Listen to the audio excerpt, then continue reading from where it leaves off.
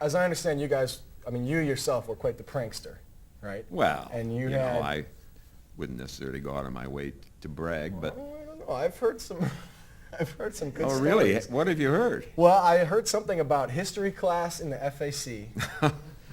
Oh, yeah, well, Tell us yeah. a little bit about that. Well, like I said, I came to Calvin during the dark ages, and we, all the freshmen had to sit in the FAC to listen to a plenary lecture. And this is obviously not, well, it could have been 1,000. They can see. Oh, yeah, it was a large Group of freshmen. group of freshmen, and every week we had to meet in the FAC for the lecture, and we just got tired of this, and there was not much humor in the history department back then. No fire drills. No fire drills, nothing to shake things up. So we decided, a few of us, to rig the stage, and so on the particular day in question, it was the lecture on the fall of the Roman Empire. The fall of the Roman Empire. Okay. Yes, we had the rise of the Roman Empire and now the fall of the Roman Empire. So at about 10 minutes after the lecture had started on the fall of the Roman Empire, the stage suddenly started to move down. And while the prof is waxing eloquent on the fall of the Roman Empire, he disappears from sight, but he didn't skip a beat. Did he? He just kept lecturing about the fall, all the contributions to the fall of the Roman Empire, and the audience was in hysterics. We don't know if he noticed or not. Did he ever look up and realize what was going on? We don't know, because he never ended the lecture. He continued to talk as Out though of nothing sight? had He was happened. out of sight? Yes, And he continued talking? Yes, and we continued laughing. Yes, we made history. Oh, that day. he's probably thinking to himself, oh, well, it must be pretty funny. Yes, Just keep yes. reading here. Oh, it was a stitch. Wow. We had a great Wow. time. Great Wow. time. Yeah. Wow. Did that win a Moses Award? You know, I don't think so. Okay, you've all heard of this Moses Award, right? No? I think they have it online, right? On Calvin's webpage, they have a section for the Moses For the Award. Moses Award. Yep. Do you know what that's all about? Maybe you could. Okay, I know what it's about. Maybe. No. I'll let you explain. Well, the Moses Award is an award given out. I think it's Professor Randy Bitework who awards it each year. Yes. Well, each year, if there's a worthy prank. Yes. If somebody pulls a prank of significant magnitude, and Professor Bitework believes that it's of significant magnitude, Yes. he awards a Moses Award. I don't know why it's called the Moses Award. Maybe we can get him on here sometime and talk about that. But Yeah. So it's awarded to the biggest prank. You know. Well, it's hard to believe that has been awarded since my days here as a student at Calvin. Because you pulled all the biggest pranks. I right? think so. How I think so. I think we probably pulled off the top 10 Well, I mean, pranks. the cheese has been in there a lot. You Yes, know, yeah. The people have put the cheese, Right. which right, is now impossible right. because it's welded down. Yes. But you guys actually won a Moses Award.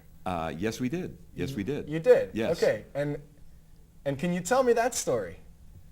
Well, again, just under the assurance that this won't get to the president and the board of trustees here at Calvin. You have my word. All right. He has all our right, word, ladies all and right, gentlemen. It does all not right. leave this room. All right, folks. I'm just asking you not to divulge this to anybody else. This is a story that has not been told. Well, it's been told over and over and over again. Over and over Nobody again, ever but it knew is- who it was. It has never come from one Right. of the perpetrators. So Tonight, for the first time. I'm coming out. You're coming out. I'm on coming this. out Wow. on this one. Yep. Well, tell us the story. Well, back then, chapel was mandatory. We had to go to chapel every day. Okay. And this is before the modern chapel was Oh yeah, built. this was all in the FAC. In the FAC. So all the chairs were Okay. filled, Yep. and we had to attend chapel. And if you didn't attend chapel, your picture was taken. They took Polaroid pictures, and if your seat was empty, that was a mark against you. And if you missed 3 Right. chapels, you were suspended for a week. Wow. This was serious stuff. This is before the era of responsible freedom, I assume. Yes, Okay. yes. And again, this was the era of protest, anti-authority. Right. So a few of us took it upon ourselves to make our way in to the FAC one evening. And we managed to... You couldn't tell me how you did that, how you got in, could you? Well, we just went through the doors. It was unlocked. Well, they... At the point you entered, At it was the point unlocked, I right? entered, I remember the door swinging open on the hinges. So I just took that as a sign. Good enough. And so we made enough. our way in, and we managed to unscrew every single light bulb in the FAC. Every spotlight, every light except the exit lights were unscrewed, and the bulbs were left in the socket, but just unscrewed enough.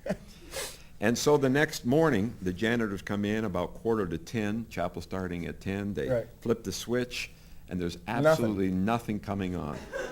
Absolutely nothing. And they check down the hall where the switches are. They trip those, come back, try them again. It took them about 40 minutes to look at the entire system, and absolutely no Couldn't find anything. light. I mean, because the outlets are working. The outlets are working. All right, everything They've else got has power. but there's not a There's single no lights. bulb. Not a single bulb. Chapel was canceled that day. Right. For obvious reasons. Wow. Now the big question is, did they mark you all as absent? Well, this was a malfunction of the power system, the power grid system here at Calvin. So, yeah, talk about dark ages. Wow. We brought attention, focus to this chapel, and the next year, No longer mandatory. no longer mandatory. Now I've heard of this prank. Yeah. I mean, this is like the most famous prank ever to be pulled at Calvin. I would dare say. Yeah. And the man behind it, folks. The man behind it. I admit, All right. I admit, I confess all. Wow. Yeah. Wow. Yeah. Okay. Wow. You're okay. You're not actually a U.S. citizen, right? No, is there a problem with that for this show? I don't think so. Oh, okay. Hopefully, okay. if you end No. up getting in trouble for the lightning thing, you won't end up being deported. But Yeah, you're right. Okay. You're right. So tell us how you tell us a little bit about what it was like in the Netherlands. When did you come to America? Well, I was about almost six. So you probably have came over some on- vague memories of. Yes, very, very vague. But I have one outstanding memory, and that was Christmas. Christmas. Okay. You know, in Holland, in the Netherlands, they celebrate Christmas at the beginning of December, not on the 25th. Okay. Kind of separate the secular holiday from the real Christmas. No, we used to do this at my house. I mean, I have Really? Dutch heritage. Yeah. Oh, so okay, we'd celebrate Sinterklaas a little bit Well, before, put our shoes out. There you go. There you go. That's And what we and would this- do. okay. Sinterklaas would come through our town, would come through the streets, and he was dressed in royal robes and This is this an big actual hat. guy? Actual guy So sitting Santa on a horse. Claus is not just. Not myth. He was a real. A and real, you saw him. real. Exactly. Okay. And we would set our wooden shoes out there. And then he had his little lackeys running behind the horse, and he would come through kind of announcing Merry Christmas. And his lackeys would fill these shoes with special treats. Right. But the rule was that you weren't supposed to be outside while these shoes were being filled. So you well, could look- I snuck out of the house and went As out on the pranksters streets. do. Yes, yeah, you can see that prankster. And I wanted to chase after St. Nick, but these lackeys saw me, and they carried these little sticks and would whip your behind if you came too close. And sure enough, I was whipped back to my house. To your house, wow. Yes, absolutely. It And was you bear no the fun. marks today. I bear the marks today. Wow. I would Man. show you, but I know this is going out to family television. Right. So. Right. Yeah. Right. Well, thanks for coming, Chaplain DeJong. It's been an honor having you here. It's been great for me. Yeah. Thank Well, you. you stick around for a little while. Thank you. We're going to go to commercial break, and we'll be back with Norm Zylstra right after that. Let's hear it for Andy DeJong, folks.